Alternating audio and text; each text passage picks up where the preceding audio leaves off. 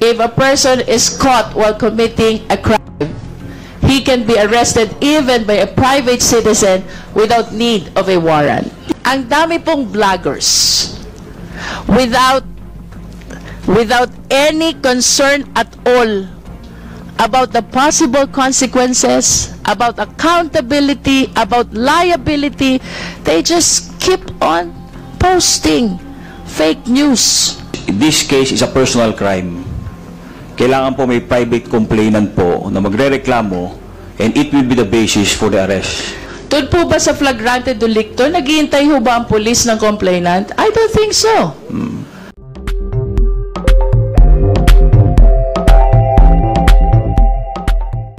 Congresswoman Jinky Luistro, you are now recognized. Thank you, Mr. Chair. Yun pong sagot ng CICC to be specific is quite alarming because it might encourage people to keep on sharing because it has no accountability. So I hope later we can cite the legal basis which support the statement that sharing a fake news or a malinformation does not carry with it a liability with respect to the sharer. That is very alarming, sir. To continue, Mr. Chair, I think everybody agrees that we all recognize the freedom of speech, the freedom of the press, the freedom of expression as one of the primordial constitutional guarantees. However, kagaya po ng sinabi ng ating esteemed colleagues, ang lahat ng batas, ang lahat ng karapatan ay hindi absolute. It has to be subjected to restriction. And as I was listening to our hearing today, since this morning, I can already conceive the magnitude of the danger, the problem that we are facing right now. As a matter of fact, Mr. Chair, talking about internet, talking about cyberspace, unlike ordinary crimes, Tito, it is difficult to define territoriality because cyberspace, internet is boundless. And that is the challenge, the biggest challenge that we are facing right now. As a matter of fact, I wish to share one perfect illustration. Nakakatawa po kasi dumaan din sa news feed ko in one of the social platforms. Through AI, biglang nag-kiss ang former president at ang former senator, Laila De Lima. And I hope some of you were able to view that also. Pag-uwi ko po ng Batangas, ang sabi nung magtataho, who's living in a very remote area, bati na pala si Duterte at si De Lima. So, that's how they influence people in the grassroots. And the question is, how do we correct the effect of wrong information? What if this wrong or fake information pertains to matters of national security? Ayaw nating mag-engage ng war, but because of fake news, somebody triggered and initiated some of us to engage in an activity which we have been and avoiding. Mr. Chair, amid all the challenges that everybody is presenting in today's hearing, I think everybody will agree that time is of the essence. Napapanahon na po for all of us to address the proliferation of fake news. It affects not only our personal interest, it could also affect national interest and even world's interest. With that, Mr. Chair, I have questions for DICT, and I wish I could get a very clear answer. Tayo po ba ay may jurisdiction sa social media platforms? By social media platforms, we are talking about Facebook, TikTok, Instagram, Twitter, YouTube. At least, ito po yung prominently used by Filipinos. May jurisdiction po ba ang Philippine courts over social media platform? Sir, let me qualify my answer since this was directed to the ICT. With regard to regulation, we do not regulate social media platforms. We do not have any mandatory powers over them nor oversight powers over them. With regard to courts, Your Honor, or Mr. Chair, I think that is better answered by the lawyers, the DOJ here. Linawin po natin, sir, yung inyong naging response. When it comes to regulatory power of the ICT, walang jurisdiction ang DICT over social media platforms, and your basis is the charter of the ICT. Do you confirm this? Sir, yes, Your Honor. Now we go to NBI perhaps, or the DOJ if we have resource persons from DOJ. May jurisdiction po ba ang Philippine courts over the social media platforms? Well, good afternoon, Mr. Your Honor. Philippine courts doesn't have any jurisdiction over social media platforms for the reason that these social media platforms operates under different jurisdiction. And we have the principle By of... different jurisdiction, ano pong ibig sabihin natin? Do you mean outside the Philippine territory? Yes, Your Honor. The servers of these platforms are outside the Philippine territory, Your Honor. Nonetheless, how do they operate within the country in as far as using the cyberspace is concerned?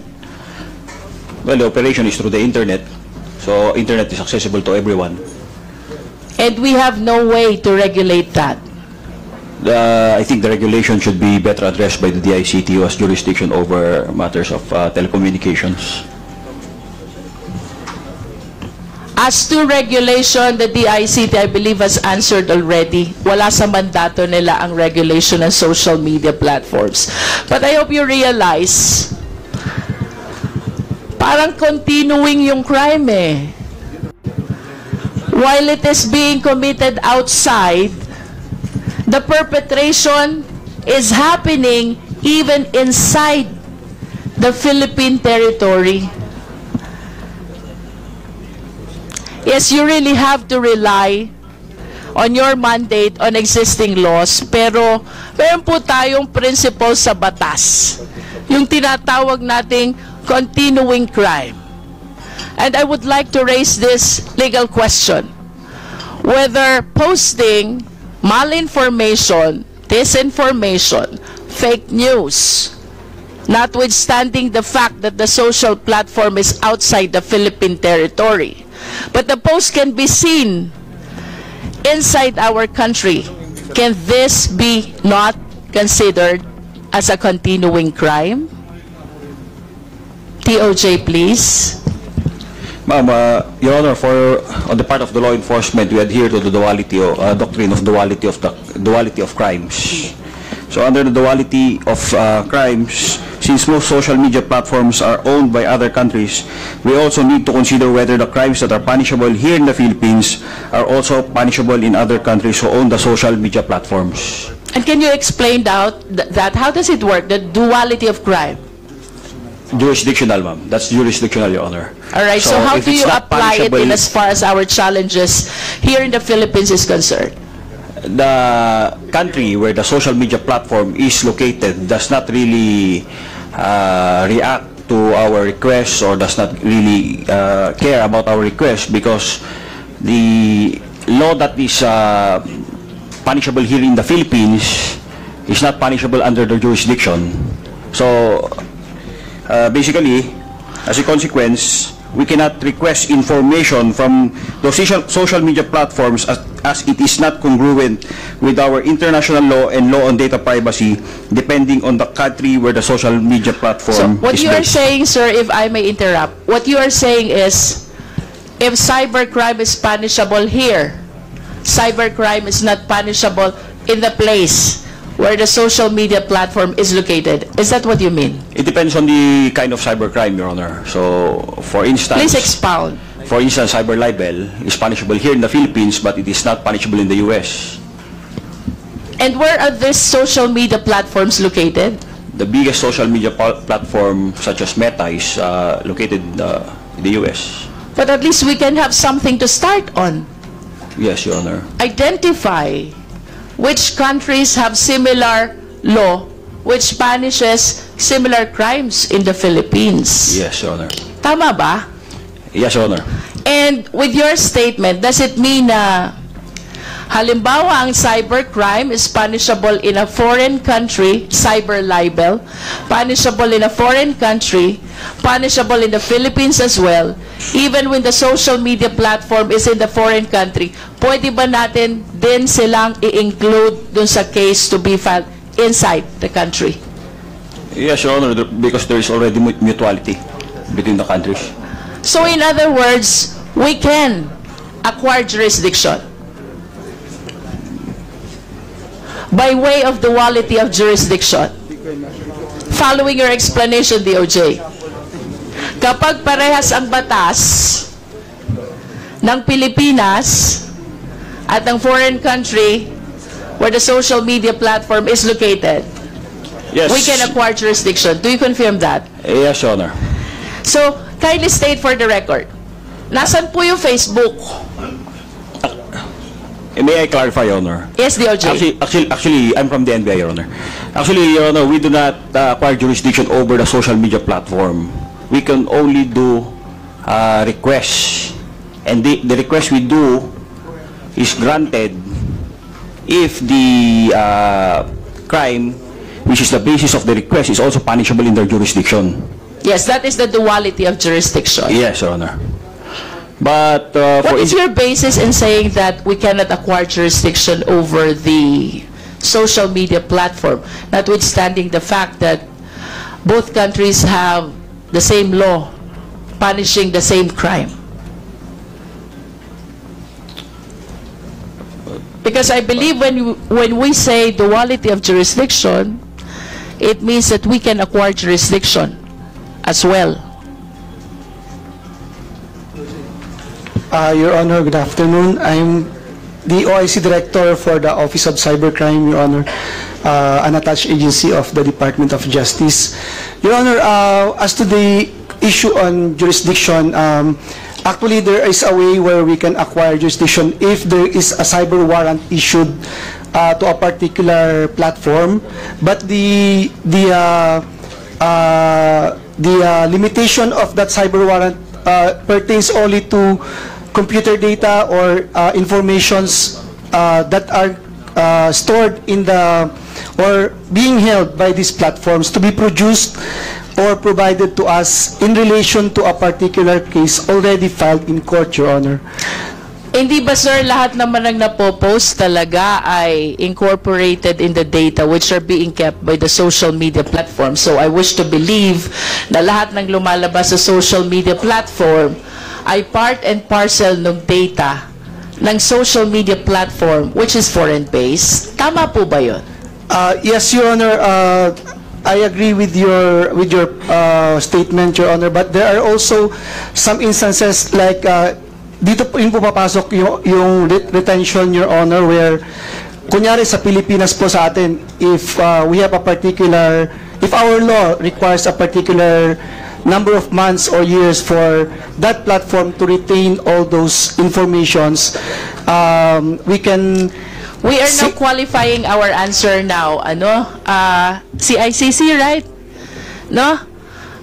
Let's go to the basic question. Kaya po ba nating mag-acquire ng jurisdiction over the social media platform? Please do not qualify your answer first. Tun muna po tayo sa general rule. Kaya po ba o hindi? Because you were mentioning already about the cyber warrant, cybercrime warrant.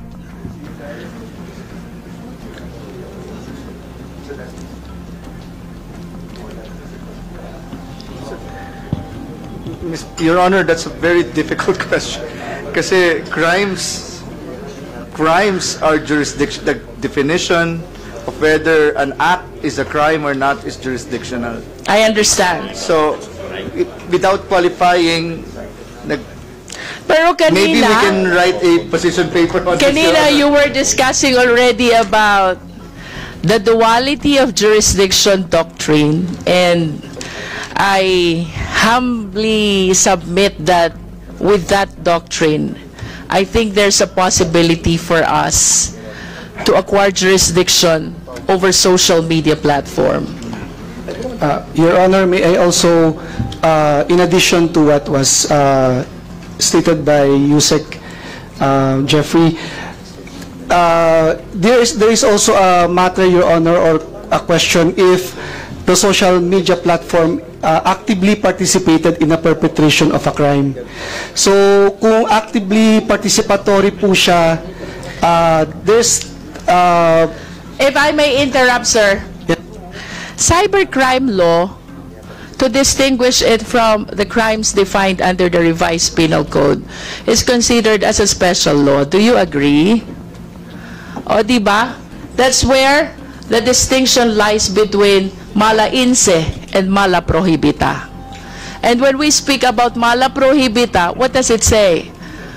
We do not care about malice. The only question is whether the crime is committed or otherwise.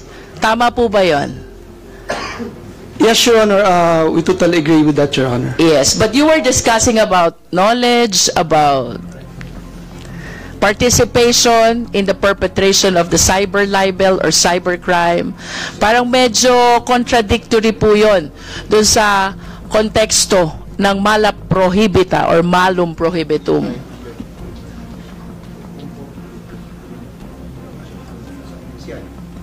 I understand that the question is difficult, but at least we were able to discuss initially the duality of jurisdiction doctrine, which I hope you will be able to render a legal position paper. And in relation to that duality jurisdiction doctrine, I remember that my question started with the concept of continuing crime. Can you please shed light? Hindi po ba ito pwede i-consider na continuing crime? As long as the malicious post is still active, Yes. Your Honor. So you agree? Yes, Your Honor, we agree. That So it's if still a this can be continuing crime. considered as a continuing crime, the one who posts here is liable, and the server who makes possible the posting while it is based in foreign country can also be held liable. The question is difficult again.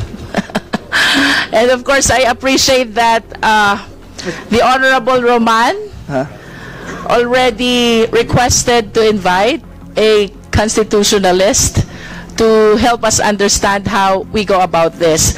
I just wish to submit that this cybercrime law was drafted, passed, and approved with the knowledge in mind that cyberspace is boundless, internet is boundless, and perpetrators are not confined only in the Philippine territory, but even outside. So, I wish to believe that the drafters of this law considered the possibility of indicting as well the perpetrators who are based in the foreign country. That is a manifestation, Mr. Chair. And to proceed, Mr. Chair, I wish to state for the record before I proceed that this representation is requesting the DOJ to render a legal position with respect to the two issues raised already, the duality of jurisdiction doctrine and the concept of continuing crime. And for my last question, sa atin pong pag-aaral ng batas, mayroon po tayong tinatawag na warrantless arrest. Konting review lang po. Ano po ba yung mga instances when arrest without warrant is allowed? TOJ? Yes, Your Honor. In the rules of court, Your Honor, the instances that warrants a warrantless arrest, Your Honor, is if a particular crime is being committed and the police officer has actual knowledge of the perpetration of the crime, Your Honor, the law enforcement can actually conduct the arrest of the subject without the necessity of a warrant, Your Honor. DOJ, you will agree with me, we call it the doctrine of flagrante delicto. Yes, Your Honor. Yes. If a person is caught while committing a crime, he can be arrested even by a private citizen without need of a warrant. Yes, Your Honor. As a citizen arrest, Your Honor. Okay. Mayroon pong fake information, nakapost yung isang vlogger. Can it be considered as flagrante delicto? Yes or no? Yes, Your Honor. Yes. For as long as the fake news is still posted. The one who posted it is in flagrante delicto. So the question now to the law enforcement, can we effect an immediate arrest, considering that the one who posted is caught in flagrante delicto? Yes, Your Honor, as long as the attribution could be established. Mr. Chair, ang dami po ng vloggers na can be considered caught in flagrante delicto, and I find it strange. Walang inaaresto ang ating law enforcement agency. I do not subscribe to the opinion that our laws are insufficient. I wish to submit that the drafters of these laws considered already indicting even people outside the Philippine territory, considering that we're talking about cyberspace, considering that we're talking about internet, which horizon and territory is boundless. And going back to the doctrine of flagrante delicto, the biggest question is, ang dami pong vloggers without any concern at all about the possible consequences, about accountability, about liability, they just keep on posting fake news, proliferating fake news.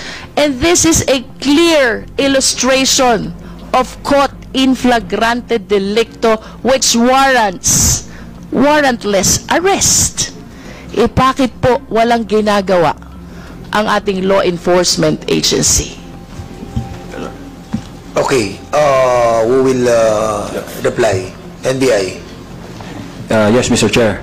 So for that question, Mr. Chair, as already discussed a while ago, ang meron lang po tayo ngayon is cyber libel na batas, and Article 154 of the Revised Penal Code. If I may read, Mr. Chair. So doon po sa Article 154, meron po tayong unlawful use of means of publication and unlawful utterances. Number 1 po doon, any person who by means of printing, lithography, or any other means of publication shall publish or cause to be published as news any false news which may endanger the public or cause damage to the interest of the credit of the state. Yun lang po ang dalawang batas na pwede natin gamitin if we conduct or a law enforcement operation or file of case. But the problem is, this case is a personal crime. Kailangan po may private complainant po na magrereklamo, and it will be the basis for the arrest. Sir, I wish to go back to the concept of flagrante delicto. Doon po ba sa flagrante delicto, naghihintay ho ba ang police ng complainant? I don't think so. For as long as the person is committing a crime, even private citizen can arrest without need of a warrant. Mr. Chair, I believe that the questions is quite legally debatable already. So I would appreciate listening on the next hearing to our invited constitutionalist. I conclude, Mr. Chair. Thank you so much, Congresswoman Luistro. Para sa iba pang karagdagang mga balita at impormasyon, ay huwag po nating kalimutan ang mag-like, share at comment sa video na ito, At huwag po rin nating kalimutang mag-subscribe sa aming channel, to continue supporting our contents. Maraming salamat po sa inyong panonood, at naway tangkilikin po ninyo ang aming YouTube channel.